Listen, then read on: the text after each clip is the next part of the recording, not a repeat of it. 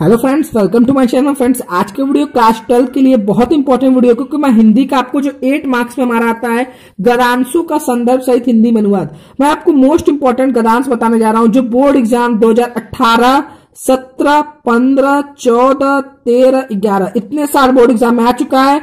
ये आप बोलेंगे तो मैं आपको इसका स्क्रीनशॉट भी दिखा दूंगा जिन बच्चों को भरोसा नहीं है कितने साल बोर्ड एग्जाम में आ चुका है। ठीक है, तो आपको कैसे संस्कृत में गद्यांशों का संदर्भ में हिंदी में अनुवाद करता है मैं आपको एक एक स्टेप बताऊंगा ताकि आपका ये चैप्टर का तैयार हो जाए। ठीक है, आज आपको एक तरीका और भी बताऊंगा। अगर मान लीजिए संस्कृत भाषाएं महत्तम के पाठ का आता है तो आप कैसे पहचानेंगे कि ये संस्कृत भाषाएं महत्तम पाठ का है। ठीक है, तो इसे चैनल पर नया है तो सब्सक्राइब करके बेल नोटिफिकेशन वाला, जिससे आपको क्लास 12 की आने वाले सभी इंपॉर्टेंट वीडियोस की नोटिफिकेशन मिलती रहे।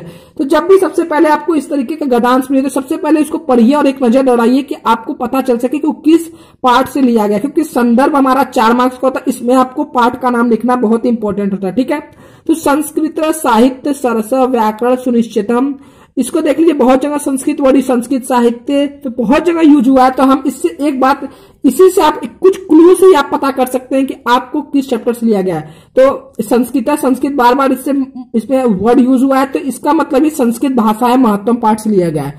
तो आप सबसे पहले आप संदर्भ लिखोगे। ठीक है, तो संदर्भ आप कैसे लिखोगे, हेडिंग डालोगे संदर्भ, इसमें लिखोगे प्रस्तुत गद्यांश हमारी पाठ्य पुस्तक संस्कृत दिग्दर्शिका, ये बुक का नाम है जिस बुक में ये चैप्टर है कि संस्कृत भाषा महत्तम पाठ से उद्धृत है। देखो ये जो संदर्भ है ये सब में सेम रहेगा, बस यहाँ पर चैप्टर का नाम अलग रहेगा। ठीक है, क्योंकि बुक तो सेम ही रहेगा, तो संस्कृत भाषा महत्तम की जगह भोजन आश्रम जो भी चैप्टर का रहेगा उसका ही हो जाएगा। तो प्रस्तुत गद्यांश हमारे पाठ्य पुस्तक संस्कृत दिग्दर्शिका के संस्कृत भाषा महत्तम पाठ से उद्धृत या ली जाएगी। इतना आप लिख दोगे आपको 4 मार्क्स मिल जाएगा। ठीक है, क्लियर होगा संदर्भ लिखने का। अब आपको करना रहता है अनुवाद। अनुवाद में आपको क्या करना रहता है, ये जो दिया है गद्यांश इसको आपको हिंदी में अनुवाद करना रहता है। तो आप हिंदी में अनुवाद इसका कैसे करोगे, तो स्टेप बाय स्टेप देखते रहो, सारी बातें समझाऊंगा जिससे आपका ये गद्यांश क्लियर हो जाए। ये बोर्ड एग्जाम में 6 साल आ चुका है, इस साल भी आने के मोस्ट इंपॉर्टेंट चांस है। ठीक है, तो ये है संस्कृत साहित्य सरस व्याकरण सुनिश्चितम। इसका मतलब हुआ कि संस्कृत साहित्य रसपूर्ण तथा सुनिश्चित पूर्ण व्याकरण वाला है। ठीक है, संस्कृत साहित्य सरस व्याकरण सुनिश्चितम, संस्कृत साहित्य रसपूर्ण तथा सुनिश्चित व्याकरण वाला है। क्लियर है।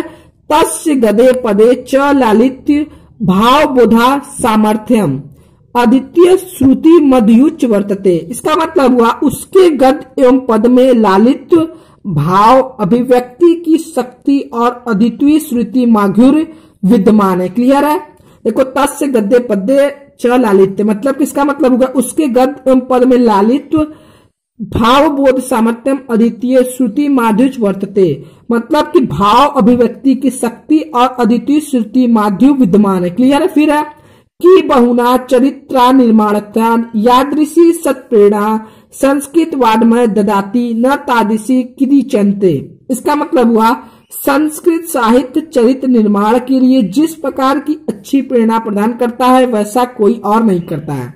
फिर से देख लो, संस्कृत साहित्य चरित्र निर्माण के लिए जिस प्रकार की अच्छी प्रेरणा करता है प्रदान करता है वैसा कोई और नहीं करता है। नेक्स्ट है मूलभूताना मानवीय गुणाना यादृशी विवेचना संस्कृत साहित्य वर्तते नान्यत्रादिशी। इसका मतलब हुआ संस्कृत साहित्य में मूलभूत मानवीय गुणों की जैसी विवेचना है वैसी अन्यथा नहीं है। मतलब संस्कृत साहित्य में मूलभूत मानवीय गुणों के जैसे विवेचना है वैसी अन्यथा कहीं और ऐसा नहीं है। नेक्स्ट है दया दान सचम औदयार्यम अनुसूया क्षमा अन्य चाणक्य गुणा अश्य साहित्य अनुशीलने सच्चानंते।